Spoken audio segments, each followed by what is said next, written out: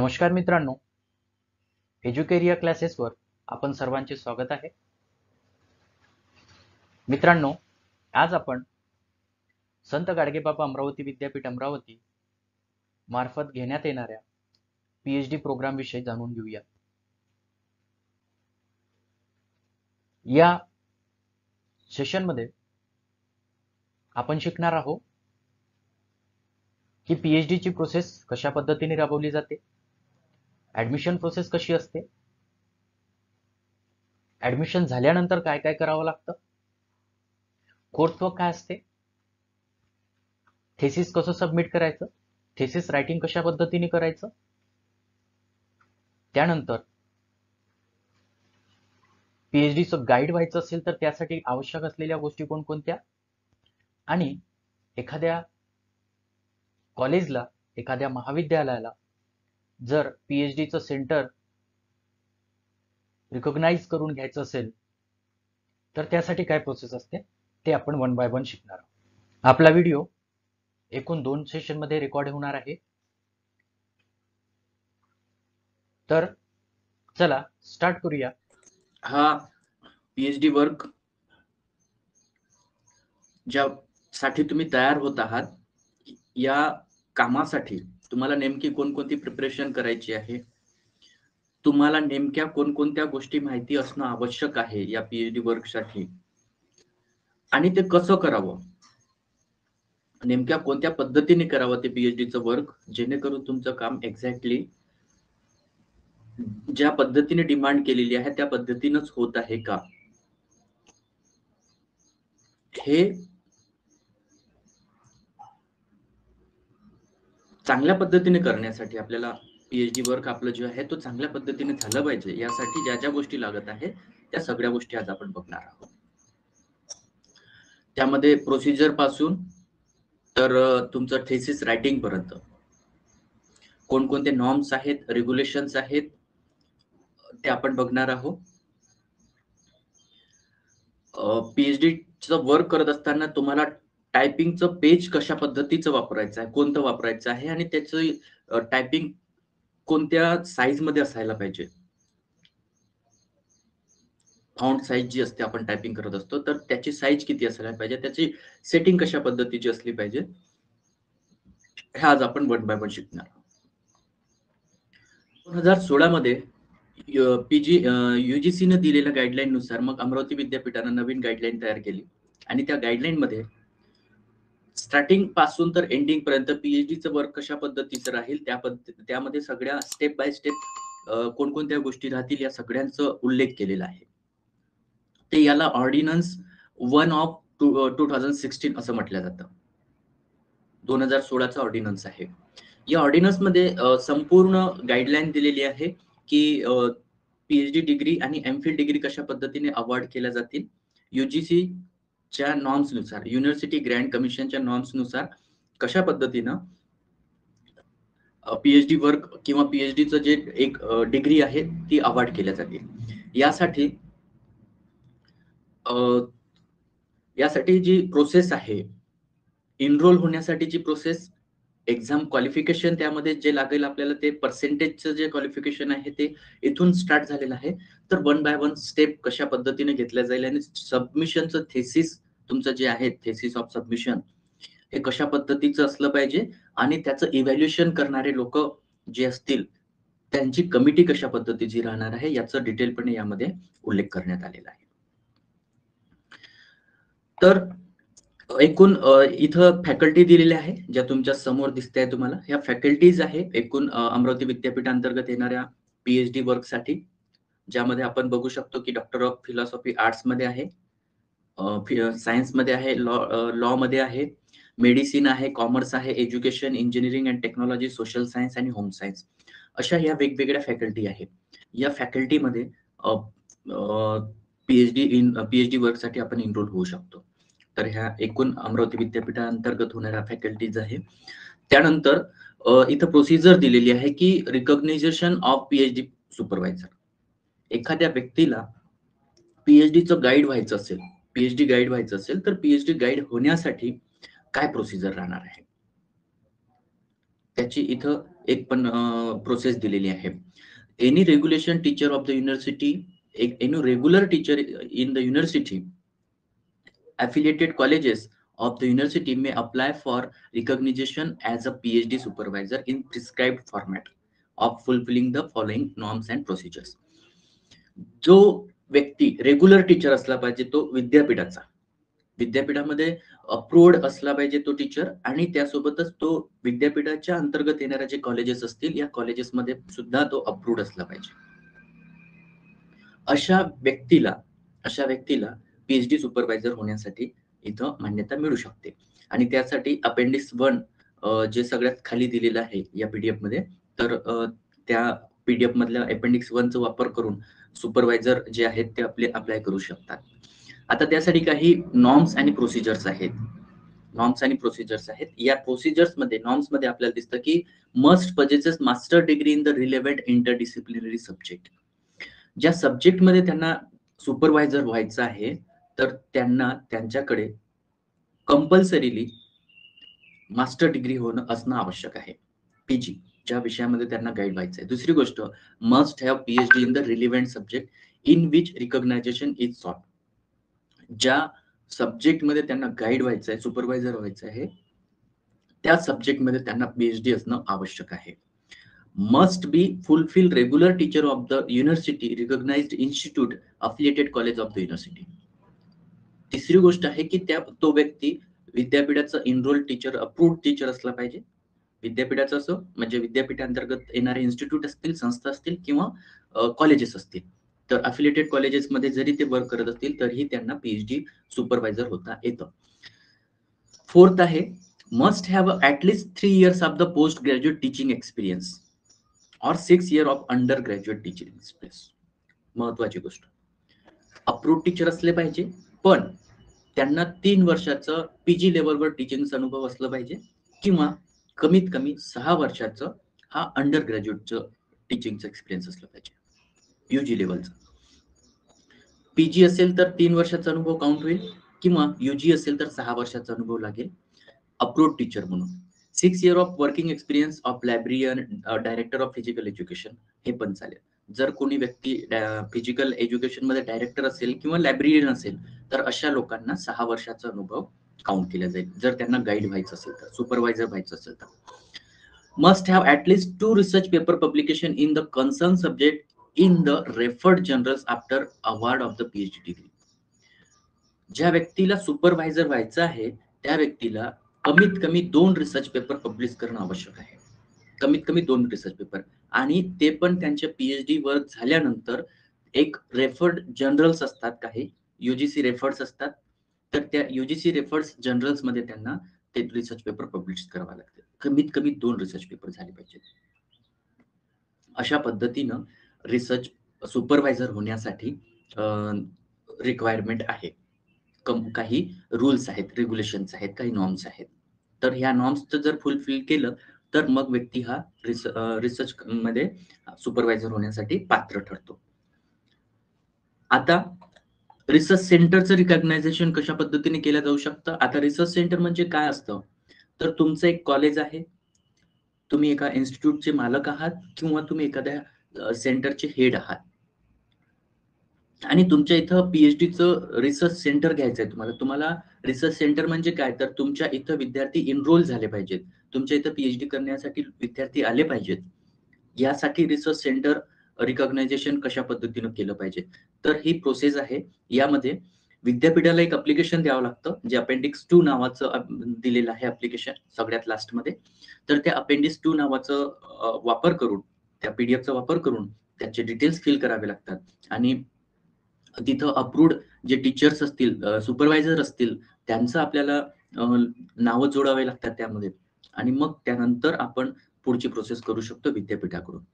तर हे सेंटरचं रिकॉग्नायझेशनसाठी आहे की तुम्हाला तुमच्या इथं रिसर्च सेंटर ओपन करायचं आहे. तुमच्याकडे जे जे सब्जेक्ट असतील आणि ज्या सब्जेक्टमध्ये तुमच्याकडे मास्टर किंवा सुपरवायझर्स असतील तर तुम्ही त्यांना एनरोल करून त्या सेंटरला, विद्यापीठाला रिसर्च सेंटरचं मागणी करू शकता. मागणी केल्यानंतर विद्यापीठाची एक कमिटी येते, ती कमिटी त्या सेंटरला व्हिजिट देते. ज्या काही रिक्वायरमेंट असतात त्या रिक्वायरमेंट चेक करतील. ते चेक केल्यानंतर जर त्यांचे सगळे काही गोष्टी फुलफिल होत असतील तर विद्यापीठ त्यांना रिसर्च सेंटरची मान्यता देत असते. तर आपण नेक्स्ट बघूया. रिसर्च सेंटरचं रिकॉग्नायझेशनसाठी कमिटीत कोणकोणती म्हणजे कमिटीमध्ये असलेले मेंबर्स कोणकोणते आहेत ते दिलेले आहेत. तर डीन ऑफ कन्सर्न फॅकल्टी, ज्या फॅकल्टीसाठी आपण म्हणजे ज्या फॅकल्टीमध्ये आपला सब्जेक्ट येत असेल तर त्या फॅकल्टीचे डीन असतील चेअरपर्सन म्हणून. बोर्ड ऑफ स्टडीज BOS चे रिस्पेक्टिव्ह फॅकल्टी चेअरमॅन राहतील, म्हणजे BOS चे चेअरमॅन राहतील, ते मेंबर म्हणून त्यामध्ये उपस्थित राहतील त्या कमिटीमध्ये. आणि head of the university department of concern subject, ज्या विषयामध्ये आपण ते मागत आहोत त्या विषयासाठी सेंटर मागत असताना विद्यापीठाचे जे हेड ऑफ डिपार्टमेंट असतील त्या हेड ऑफ डिपार्टमेंट त्यामध्ये मेंबर म्हणून राहतील त्या पर्टिक्युलर सब्जेक्टसाठी. अशा पद्धतीचं आहे. आणि नेक्स्ट प्रोसिजर आहे की intake capacity of the centre. प्रत्येक सेंटरमध्ये किती इनटेक असला पाहिजे, जिथं जिथं रिसर्च सेंटर आहे तिथं तिथं किती लोकांची वॅकन्सी राहू शकतं. तर कमीत कमी आणि मॅक्झिमम 30 व्यक्तींची ऍडमिशन त्या सेंटरला होऊ शकते. मॅक्झिमम इनटेक आहे 30 पर सब्जेक्ट, एका सब्जेक्टला. आता जर एकापेक्षा जास्त सब्जेक्ट असतील तर तिथं मग तितके मल्टिप्लाय आपण 30 करूया. जितके सब्जेक्ट असतील तितके मल्टिप्लाय 30 करूया एका सब्जेक्टसाठी. म्हणजे काय, तर समजा सपोज तुम्ही इंग्लिशमध्ये PhD करत आहात आणि इंग्लिशमध्ये एनरोल होण्यासाठी तुम्ही ज्या सेंटरला अप्लाय केलेला आहात त्या सेंटरला अप्लाय केल्यानंतर तिथं तुमच्यासोबत जवळपास 30 लोकांची ऍडमिशन होऊ शकते ऍट ए टाइम. मग ते 30 स्टुडंट फुल झाले, कॅपॅसिटी फुल झाली तर मग त्यांना नवीन ऍडमिशन घेता येत नाही, जोपर्यंत त्या बॅच मधले किंवा त्या सेंटर मधल्या PhD वर्क करणाऱ्या व्यक्तींनी आपलं थेसिस किंवा आपलं जे वर्क आहे ते सबमिट नाही केलं तोपर्यंत 30 सीट अवेलेबल राहतील. आणि त्याच्यानंतर जेव्हा त्यांनी सीट म्हणजे ज्या व्यक्तीने अप्लिकेशन सबमिट केलेलं आहे किंवा PhD वर्क कंप्लीट केलेलं आहे ते कंप्लीट झाल्यानंतर तिथं ती जागा व्हॅकंट होईल, तोपर्यंत नवीन ऍडमिशन घेता येणार नाही. अशा पद्धतीचं. आता रिसर्च सुपरवायझर, को supervisor who is professor, associate professor, assistant professor can guide up to 8, 6 and 4 PhD scholar respectively. बघा, जर जो व्यक्ती प्रोफेसर आहे तर त्या प्रोफेसर व्यक्तीला 8 व्यक्ती गाईड करण्यासाठी मिळू शकतात, 8 विद्यार्थी मिळू शकतात गाईड करण्यासाठी. असोसिएट प्रोफेसर असेल तर त्यांना 6 विद्यार्थी मिळतात गाईड करण्यासाठी. आणि असिस्टंट प्रोफेसर असेल तर त्यांच्याकडे 4 स्टुडंट राहू शकतात गाईड करण्यासाठी.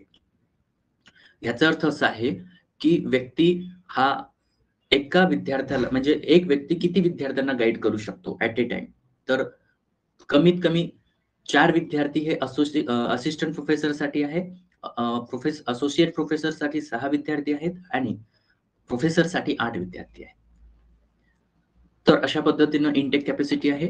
आता प्रोसिजर ऑफ ऍडमिशनची प्रोसिजर कशी असेल, तर पहिले तर विद्यापीठाला आपल्या सेंटर्स कोणकोणते आहेत ते डिस्प्ले करावं लागतं विद्यापीठाच्या साईटवर. ते डिस्प्ले केल्यानंतर त्या सेंटर्सला किती जागा आहेत ते दाखवावे लागतात दरवर्षी ऍडमिशन प्रोसेस सुरू व्हायच्या आधी.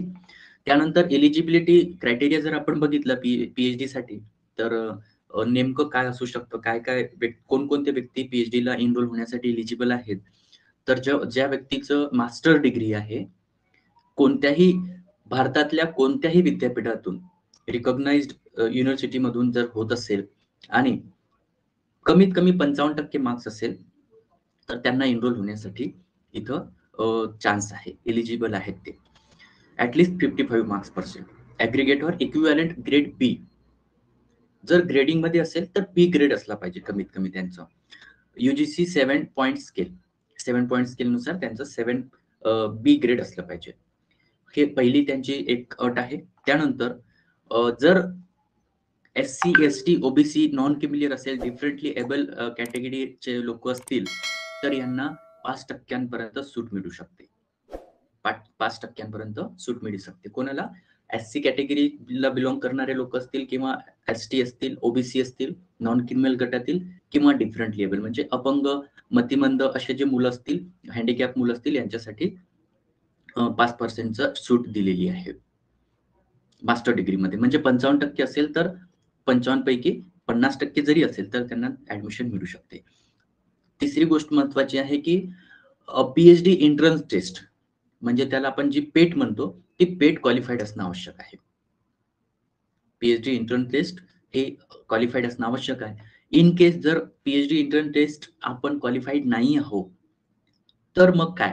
तर मग त्यावेळेस आपल्याला काही एक्झेम्प्टेड आहे की तुमच्याकडे जर यूजीसीची नेट असेल, सीएसआयआरची नेट पास असाल तुम्ही त्या पर्टिक्युलर सब्जेक्टमध्ये किंवा state eligibility lectureship eligibility test असेल तुमच्याकडे, स्लेट असेल किंवा गेट असेल, जीपॅट असेल, एमफिल असेल, अशा लोकांना एमपेटच्या एक्झाम पासून सूट असते. ती दुसरी गोष्ट, ज्या लोकांचं एमफिल असेल तर एमफिल असलेल्या लोकांना कोर्सवर्क पासून सूट असते. ज्या लोकांचं एमफिल आहे तर त्यांना कोर्सवर्क करायची गरज नाही. आणि एक सूट अशा पद्धतीने मिळू शकते की जो व्यक्ती टीचर फेलोशिप असेल, टीचर फेलो असेल तर त्या टीचर फेलोला पण पीएचडी एंट्रन्स पासून सूट मिळू शकते. एक तिसरी गोष्ट यामध्ये ऍड करू इच्छितो, जी अजून विद्यापीठाने मान्यता दिलेली नाही आहे, पण असं निदर्शनास आलं, ऐकण्यात आलेलं आहे की जे सीनियर सिटीजन्स आहेत, जे सीनियर सिटीजन्स आहे म्हणजे 60 वर्षाच्या वरचे जे लोक आहेत त्यांना आता पेट एक्झाम पासून सूट मिळणार आहे. म्हणजे त्यांना कोणत्याही पद्धतीची एक्झाम न देता डायरेक्टली पीएचडी साठी एनरोल करता येऊ शकतील. अशा पद्धतीचं एक सध्या प्रस्ताव आहे. ते अजून फायनल झालेलं नाही आहे. आणि झालंच तर मग जे सीनियर सिटीजन्स आहेत त्यांना यामध्ये सूट मिळू शकते. तर हे पीएचडीच्या क्वालिफिकेशनसाठी आपण इथं बघितलं काय एलिजिबिलिटी असली पाहिजे. त्यानंतर procedure for PhD admission and allocation of supervisor. तर हे पीएचडीची ऍडमिशन कशा पद्धतीची होईल आणि सुपरवायझर कशा पद्धतीने त्या सेंटरला इनरोल करू शकतात किंवा सेंटरला म्हणजे सुपरवायझरला अलोकेशन मिळू शकते, याची ही प्रोसिजर आहे. आपण याच्या समोर जाऊया. आता बघूया कोर्सवर्क.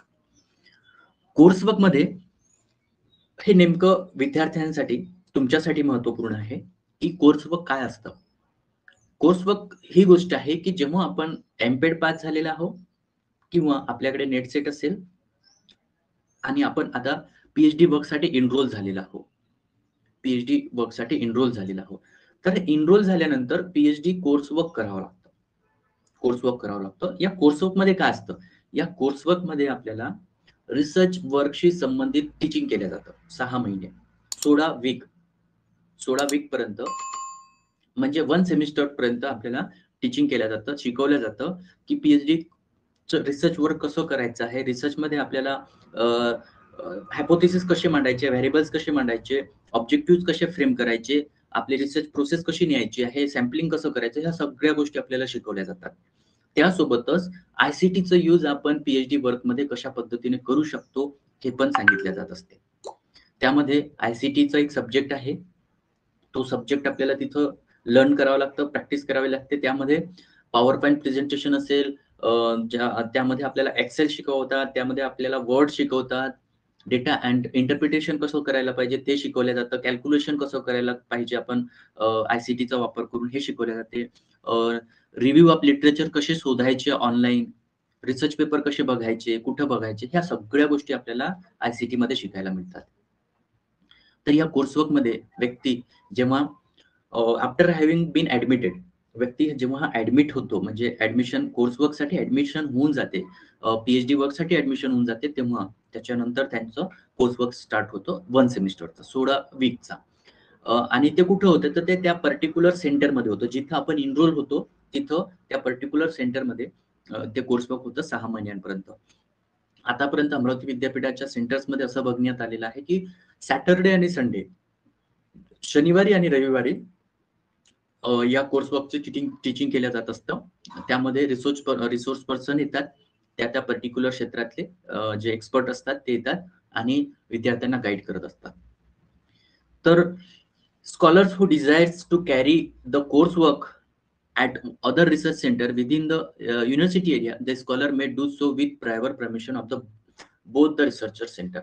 जर एखाद्याला एका सेंटर मधून दुसऱ्या सेंटर मध्ये शिफ्ट व्हायचं असेल तर ते त्यांना करता येऊ शकते, पण त्यासाठी दोन्ही जे रिसर्च सेंटरचे हेड आहेत त्यांच्यासोबत त्यांना कन्सर्न करावं लागेल. तर हे कोर्सवर्क अशा पद्धतीचं आहे. आता या कोर्सवर्कचं सिलेबस पण आपण बघूया आणि एक्झामटेड कोणाला आहे तर एम.फिल असणाऱ्या लोकांना इथं या कोर्सवर्क पासून सुटका आहे. हा कोर्सवर्क मिनिमम 6 महिन्यांमध्ये कंप्लीट केला जातो. कोर्सवर्क कंप्लीट झाल्यानंतर यावर तुम्हाला एक थेअरी पेपर असतं, ज्याला रिसर्च मेथोडॉलॉजी नाव देण्यात आलेलं आहे.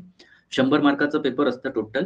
त्या 100 पैकी 80 मार्क हे म्हणजे थेरॉटिकल बेसिसवर जे तुम्ही रायटिंग पेपर देणार त्याला असतात आणि 20 मार्क हे तुमचे इंटरनल असतात. या इंटरनलमध्ये तुम्हाला रिसर्च पेपरचा एक सेमिनार प्रेझेंट करावं लागतं. त्याचं सबमिशन करावं लागतं आणि ते इंटरनल मार्क्स असतात. तर 80 मार्क्स जे असतात हे तुमचे थेरॉटिकल बेसिसवर येणारा जो पेपर आहे, या पेपरवर तुम्हाला 80 पैकी तुम्ही किती मार्क्स घेतात आणि 20 पैकी किती मार्क्स घेतात. 80 आणि 20 या दोघांचं कॉम्बिनेशन मिळून तुमचे कमीत कमी 60 मार्क्स आले पाहिजेत. 60% मार्क्स तुम्हाला रिसर्च मेथोडॉलॉजीमध्ये मिळाले पाहिजे. तर मग तुम्ही सक्सेसफुली कोर्सवर्क कंप्लीट केलेलं आहे असं सर्टिफिकेट तुम्हाला इश्यू केलं जातं. आणि जर 60% मार्क्स आपल्याला नाही मिळाले तर आपण कोर्सवर्कला फेल आहोत असं समजून घ्यावं लागतं आणि मग पुन्हा आपल्याला तर कोर्सवर्कची एक्झाम ज्यावेळेस होईल त्यावेळेस ती एक्झाम देऊन पुन्हा त्यासाठी क्वालिफाय करणं महत्त्वाचं राहतं. त्याशिवाय आपण पुढे जाऊ शकत नाही जोपर्यंत कोर्सवर्कची एक्झाम पास करणार नाही. कोर्सवर्कची एक्झाम पास नाही झाली तर मग याला सप्लिमेंटरी एक्झाम होत नसते. मग तुम्हाला जो व्यक्ती फेल झाला असेल त्या व्यक्तीला पुढची बॅच जेव्हा येईल आणि त्या बॅचचं जेव्हा कोर्सवर्क कंप्लीट होऊन त्यांची जेव्हा एक्झाम होईल तोपर्यंत वाट पाहावी लागते. म्हणजे काय तर एक बॅच जो फेल झालेला व्यक्ती राहतो तो मागे जातो. तर 80 मार्काचा हा पेपर असतो ज्यामध्ये रिसर्च मेथोडॉलॉजी असते. तर रिसर्च मेथोडॉलॉजी म्हणजे संशोधन जे आहे हा विषय खूप महत्त्वाचा आहे. इम्पोर्टंट सब्जेक्ट आहे पी-एच-डी करण्यासाठी. तुम्ही तुम्ही पी-एच-डी करणार कोर्सवर्कसाठी आहे. तुम्ही तुमचं रिसर्च वर्क करणार ते पण तुमच्यासाठी संशोधनाचा भाग आहे. म्हणजे संशोधन करायचं असेल तर संशोधनाची पद्धती नावाचा जो विषय आहे, हा विषय आपल्याला सोडता येत नाही. त्यानंतर पी-एच-डी रजिस्ट्रेशन अँड ड्युरेशन. बघा, पी-एच-डीचं रजिस्ट्रेशन कशा पद्धतीने करता येईल आणि त्याचं ड्युरेशन काय राहील ते आपण बघूया आता. तर ज्या व्यक्तींना पी-एच-डीला एनरोल व्हायचं आहे, रजिस्ट्रेशन करायचं आहे, त्यांना पेट एक्झाम पास झाल्यानंतर किंवा नेट-सेट क्वालिफाईड असेल किंवा एम-फिल असेल, तर ते झाल्यानंतर त्यांना जेव्हा ॲडमिशन घ्यायची असेल सेंटरला, तर एक अपेंडिक्स 6 नावाचं या पी-डी-एफमध्येच आपल्याला एक फॉर्म मिळणार आहे. तो फॉर्म आपल्याला फॉर्म भरावा लागतो, फिल करावं लागतं. Head of the research centre shall forward the application of PhD scholar in prescribed format appendix 6. ते ऑलरेडी विद्यापीठाच्या साईटवर पण दिलेलं आहे किंवा तुम्हाला त्या सेंटरमधून पण मिळू शकते ज्या सेंटरला तुम्हाला एनरोल व्हायचं आहे. विद्यापीठाच्या नियमानुसार रजिस्ट्रेशन हे दरवर्षी 31 ऑगस्टच्या आधी झाले पाहिजेत. 31 ऑगस्टच्या आधी झाले पाहिजेत.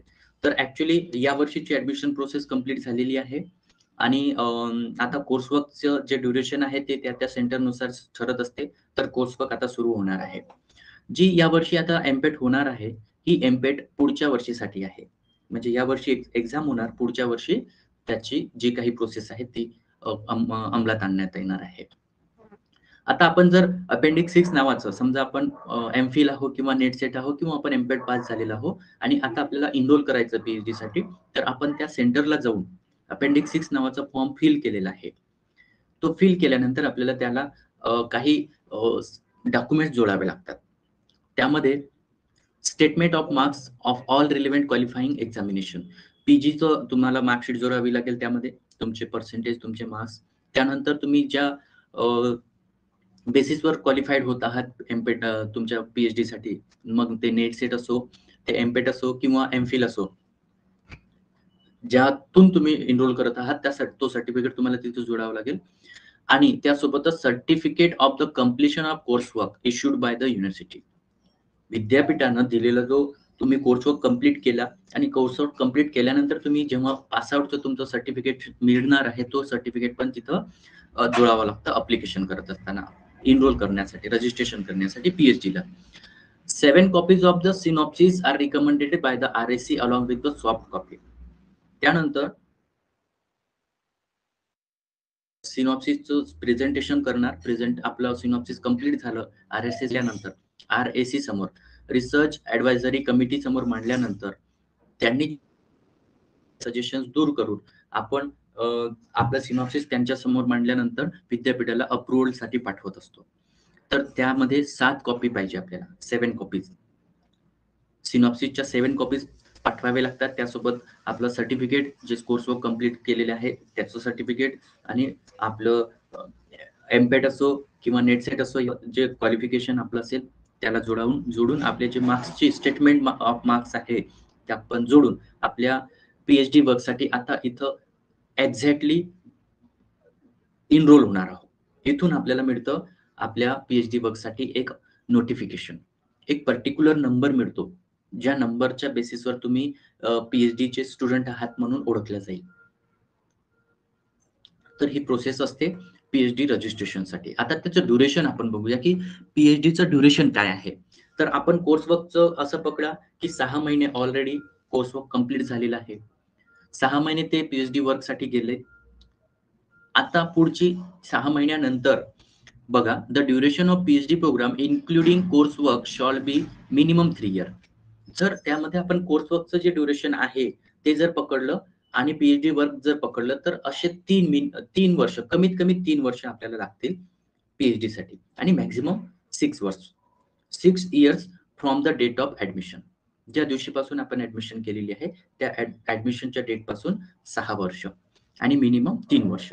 त्यामध्ये कोर्सवर्क पण इन्क्लूड केलेला आहे, म्हणजे 6 महिन्याचं कोर्सवर्क पण इन्क्लूड केलं आहे. याचा अर्थ तुम्हाला 2.5 वर्ष PhD साठी एक्झॅक्टली मिळत असतात. आता extension for a period of maximum 1 year, maximum 1 year may be guaranteed on the recommendation of RSC and with the approved of the RRC. 1 वर्षाचं आपल्याला एक्सटेन्शन मिळू शकतो, 1 वर्ष वाढून मिळू शकते. कोणत्या कंडिशनवर? तर जर RSC ने जर आपल्याला अप्रूव्हल दिलं असेल आणि RRC ने पण. Provided the person with disability, जो व्यक्ती अपंग आहे, ज्यांना 40% वर डिसॅबिलिटी असेल, अपंगत्व असेल, अशा लोकांना 2 वर्षाचं रिलॅक्सेशन आहे. अशा लोकांना 2 वर्षाचं रिलॅक्सेशन आहे. आणि provided the lady scholar may be allowed a relaxation of up to period equal to maternity leave, child care leave once in the entire duration of PhD work. त्यांच्या पूर्ण रिसर्च वर्कच्या दरम्यान, PhDच्या वर्कच्या दरम्यान त्यांना एकदा मॅटर्निटीची जी लिव्ह आहे ते मिळू शकते. चाइल्ड केअर साठी म्हणा किंवा मॅटर्निटीसाठी म्हणा, या गोष्टीसाठी त्यांना एकदा, फक्त त्या PhD ड्युरेशन मध्ये एकदाच ती मिळू शकते. तर अशा पद्धतीनं लोकांना PhD करण्यासाठी एक्सटेन्शन मिळू शकते. याचा अर्थ आपण 6 वर्षांपर्यंत PhD करत आहोत. 40% ज्यांचं अपंगत्व आहे त्या लोकांना इथं 2 वर्षाचं एक्सटेन्शन मिळत आहे. साधारण परिस्थितीमध्ये 1 वर्षाचं आपल्याला एक्सटेन्शन मिळू शकते. आणि जर प्रेग्नेंट लेडी असेल किंवा मॅटर्निटी लिव्ह म्हणून आपल्याला जर घ्यायचं असेल तर पूर्ण वर्षभरातून, म्हणजे त्या PhD ड्युरेशन मध्ये आपल्याला एक वेळेस त्या गोष्टी लिव्ह म्हणून घेता येऊ शकतात. तर हे ड्युरेशन झालं. त्यानंतर द चेंज ऑफ सुपरवायझर. कोणाला काही सुपरवायझर मध्ये, समजा सुपरवायझर चेंज करायचे असेल तर त्यासाठी पण प्रोसिजर दिलेली आहे, ते पण ते करू शकतात. किंवा RSC ने दिलेलं जर रिकमेंडेशन असेल सिनॉप्सिस मध्ये की काही मायनर चेंजेस असतील, काही चुका झाल्या असतील तुमच्या सिनॉप्सिस मध्ये, तर ते दुरुस्त करण्यासाठी कमिटी सजेस्ट करू शकते, किंवा कधी कधी रिजेक्ट पण करू शकतात. तर रिजेक्ट केल्यानंतर त्यांना ते पुन्हा सबमिट करावं लागतं 6 महिन्याच्या आतमध्ये. 6 महिन्याच्या आतमध्ये ते सबमिट करावं लागतं RRC समोर, RAC समोर सबमिट करावं लागतं, रिसर्च ऍडवायझरी कमिटी समोर ते मांडावं लागतं, आणि मग ते अप्रूव्ड झालं की मग आपलं PhD वर्कसाठी ते आपण इनरोल होऊ शकतो. तर अशा पद्धतीने ड्युरेशन होतं.